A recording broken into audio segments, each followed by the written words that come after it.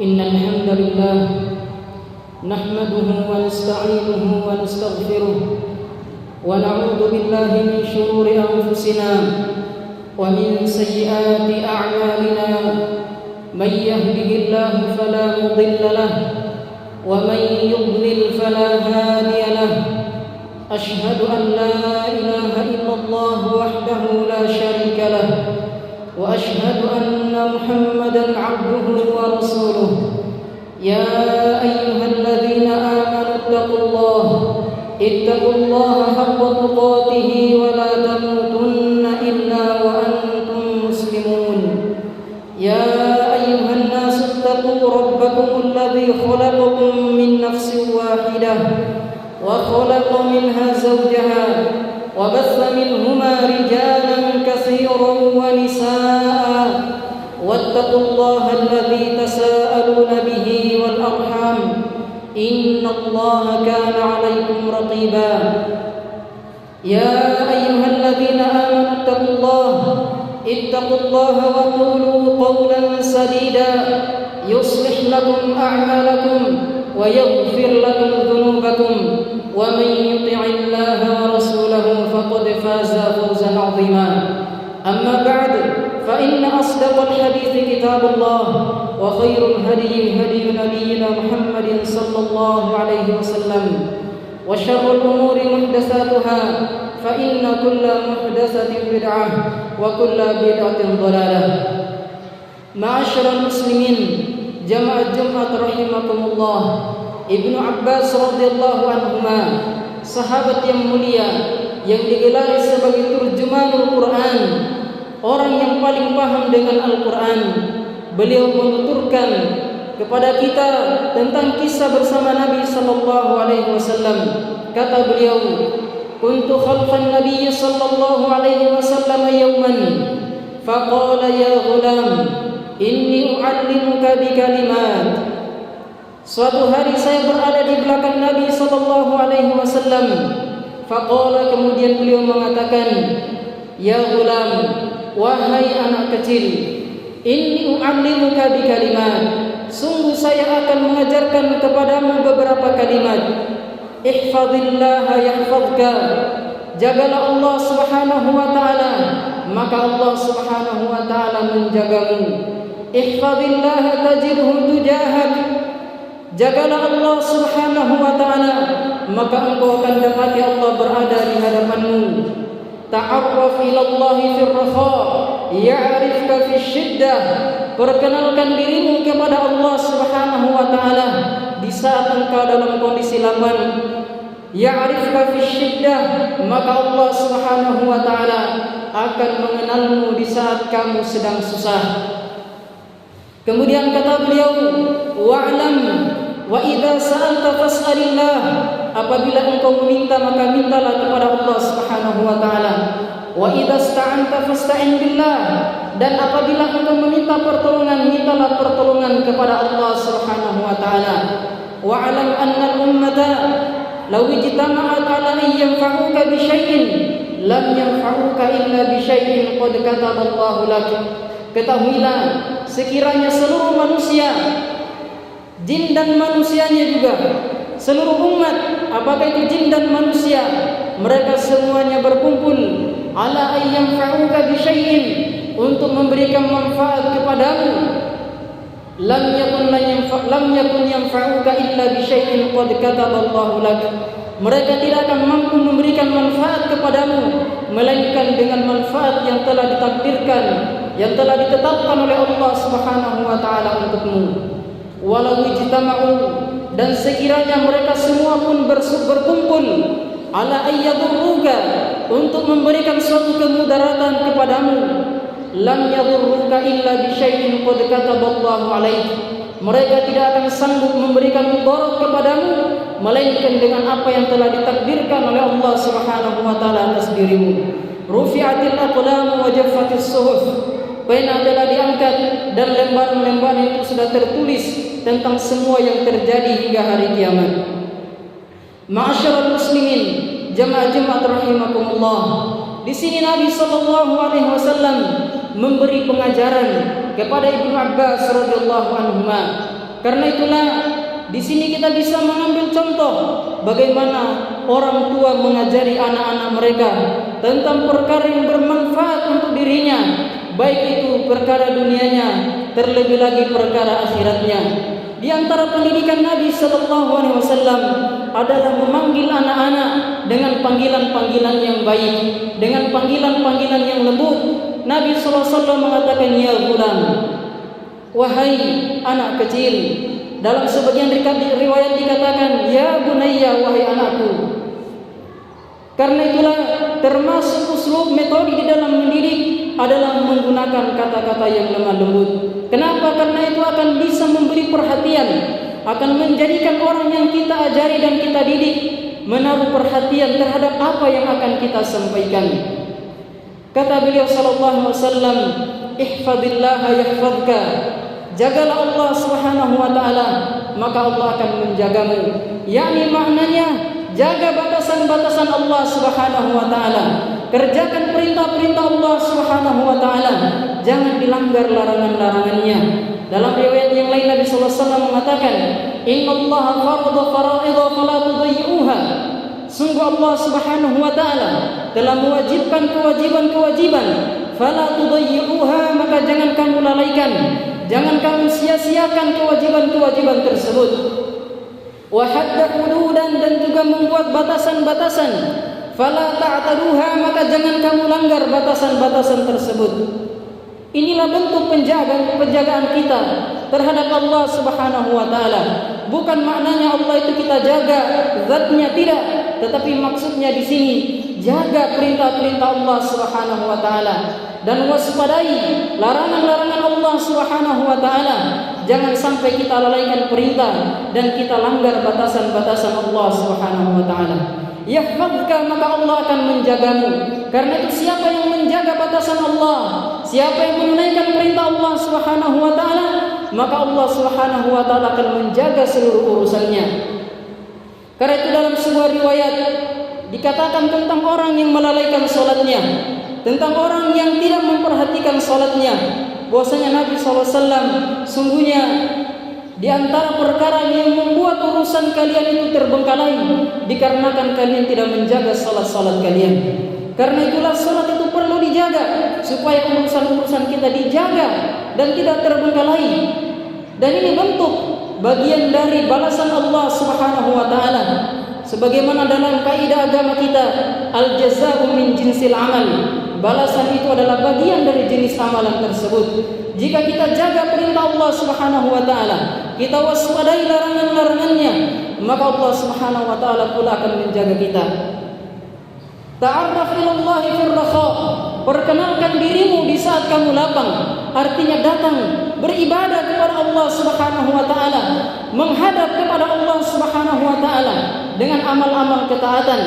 Ya'rifka fi syiddah, maka Allah Subhanahu wa taala akan mengenalimu, akan mengingatmu di saat kamu susah. Sebagian manusia ada yang mengingat Allah Subhanahu wa taala dikala dia sempit saja, tetapi ketika dikala dia lapang, dia lupa kepada Allah Subhanahu wa taala. Dan inilah perbuatannya orang-orang musyrik jahiliyah terdahulu. Ketika mereka lapang, ketika mereka mendapatkan keluasan dan kenikmatan, maka mereka menuju kepada berhala-berhala sesembahannya. Tetapi ketika mereka sudah sempit, maka mereka barulah kemudian menuju kepada Allah Subhanahu wa taala. Allah taala berfirman tentang mereka, "Fa idza rakibu fil fulki da'u Allah mukhlishina lahud-din, falamma najjahum ilal barri idza hum yusyrikun." Fa idza rakibu fil fulki, mereka itu dahulu apabila berada di atas perahu, di atas kapal, dalam kondisi badai dan ombak yang sangat besar, da'awallaha mukhlishina lahuddin, mereka berdoa kepada Allah Subhanahu wa taala dengan penuh keikhlasan. Falamma najjahum ilal barri, namun ketika Allah menyelamatkan mereka ke daratan, idza hum yusyrikun, tiba-tiba mereka lagi kembali kepada kesyirikannya semula. Dan ada yang lebih jelek daripada itu, jamaah yang dirahmati Allah. Ada di antara manusia, baik dikala lapang maupun dikala sempit, dia lupa kepada Allah Subhanahu wa taala. Dia tidak ingat kepada Allah Subhanahu wa taala. Di saat dia lapang, di saat dia luas, dia lupa kepada Allah, dan di saat dia sempit, terlebih-lebih lagi dia lupa kepada Allah Subhanahu wa taala. Sungguhnya adalah manusia yang paling jelek. Karena itu Nabi SAW tadi mengingatkan, ta'arraf ilallahi fir raha ya'rifka fis syiddah. Perkenalkan diri kita, datang kepada Allah Subhanahu wa taala dengan segala bentuk ketaatan di saat kita lapang, ya'rifka fis syiddah, maka Allah Subhanahu wa taala akan mengenali kita, akan memperhatikan kita di saat kita dalam kondisi kesusahan. Jamaah yang dirahmati Allah Subhanahu wa taala. Kemudian Nabi sallallahu alaihi wasallam memberi wasiat yang berikutnya kepada Ibnu Abbas, fa idza sa'alta fas'alillah. Kalau kamu ingin meminta tentang hajat-hajat dan keperluanmu, maka mintalah kepada Allah Subhanahu wa taala. Wa idza sta'anta fasta'in billah. Dan bila kamu memohon pertolongan, maka mohonlah pertolongan kepada Allah Subhanahu wa taala. Sebagian manusia ketika mereka ditimpa kesulitan, maka mereka meminta kepada makhluk. Ketika mereka membutuhkan pertolongan, mereka meminta pertolongan kepada makhluk yang tidak memiliki apa-apa. Mereka lupa kepada Allah Subhanahu wa taala. Ketika sakit, dia hanya berharap kepada dokter saja. Dia lupa berdoa kepada Allah Subhanahu wa taala. Padahal Allah yang menyembuhkan segala penyakit. Barulah kemudian setelah itu dia mencari wasilah, sebab-sebab yang bisa menyembuhkan penyakitnya. Tetapi awal kali dia ditimpa musibah, awal kali dia ditimpa kesulitan, yang dia ingat adalah Allah Subhanahu wa taala. Maka dia tidak meminta melainkan kepada Allah, dan dia tidak memohon pertolongan melainkan hanya kepada Allah Subhanahu wa taala. Ini yang selalu kita baca dalam salat.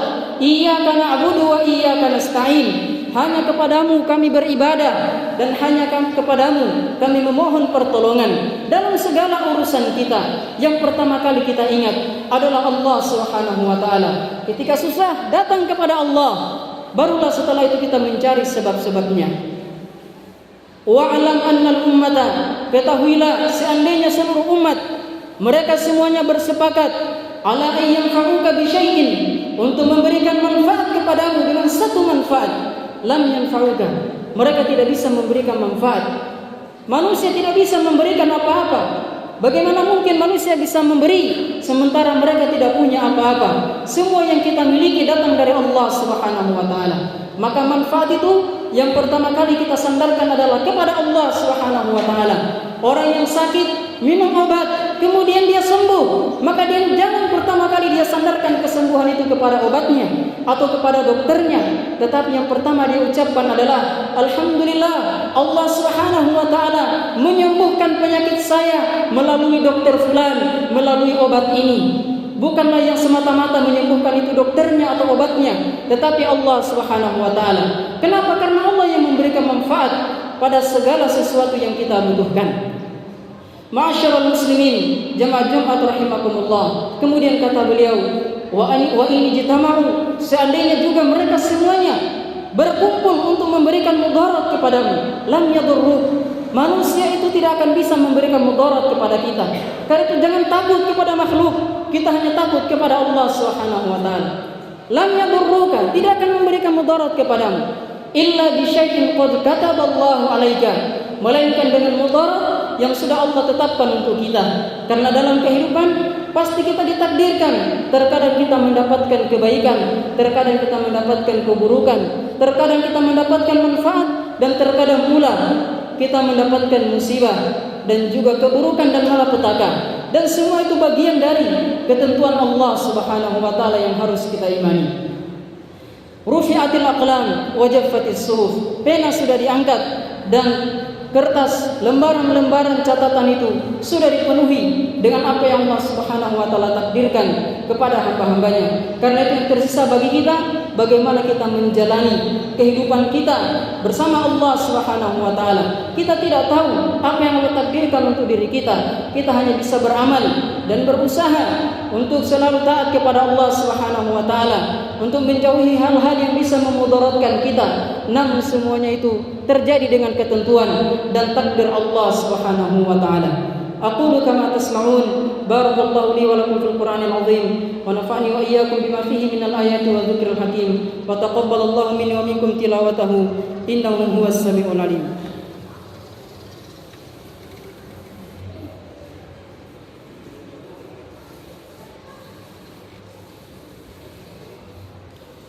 Alhamdulillahi Rabbil Alamin. Wabihi nasta'inu ala umuri dunya wad din. Ashhadu an la ilaha illallah wahdahu la syarika lah, ilahul awwalina wal akhirin. Wa ashhadu anna Muhammadan abduhu wa rasuluh sallallahu alaihi wasallam ila yaumiddin, amma ba'du. Ma'asyiral muslimin, jamaah Jumat rahimakumullah. Kemudian pada lanjutan hadis tadi, Nabi sallallahu alaihi wasallam juga mengatakan, wa'lam anna an-nasra ma'as sabri. Ketahuilah bahwa pertolongan itu selalu menyertai kesabaran. Siapa yang sabar, maka Allah Subhanahu wa taala akan menolongnya. Wa annal faraja ma'al karbi, bahwa jalan keluar itu selalu menyertai kesulitan. Wa anna ma'al usri yusra, dan bersama kesulitan itu pasti disertai yang namanya kemudahan. Karena itu hendaknya kita semua berjalan dalam kehidupan ini bersama Allah Subhanahu wa taala dengan kesabaran, memohon pertolongan hanya kepada Allah Subhanahu wa taala. Allah taala berfirman, "Wasta'inu bis-sabri was-salah." Mohonlah kalian pertolongan kepada Allah Subhanahu wa taala dengan kesabaran dan juga dengan salat, menegakkan ibadah dan ketaatan kepada Allah Subhanahu wa taala. Dan sebelum kami menutupnya, mungkin di antara kita sudah ada yang bosan memakai masker, sudah ada yang bosan mendengarkan pengumuman-pengumuman protokol kesehatan. Kita bersabar sampai Allah Subhanahu wa taala kemudian memberikan jalan keluar kepada kita semua. Tentunya kita semua tidak menyukai perkara ini, tetapi bagian dari kesabaran kita dan keimanan kita akan takdir Allah Subhanahu wa taala, kita jalani semuanya dengan penuh kesabaran. Allahumma salli ala Muhammad wa ala ali Muhammad kama sallaita ala Ibrahim innaka Hamidum Majid, wa barik ala Muhammad wa ala ali Muhammad kama barakta ala Ibrahim innaka Hamidum Majid. Allahumma ighfir lil muslimina wal muslimat wal mu'minina wal mu'minat al ahya'i minhum wal amwat innaka sami'un qaribun mujibud da'awat. Allahumma arinal haqqa haqqan warzuqna ittiba'ah wa arinal batila batilan warzuqna ijtinabah. Allahumma la tuzigh qulubana ba'da idh hadaitana wa hab lana min ladunka rahmah innaka antal wahhab. Allahumma rabbana atina fid dunya hasanah wa fil akhirati hasanah wa qina adzaban nar. Wa akhiru da'wana alhamdulillahi rabbil alamin.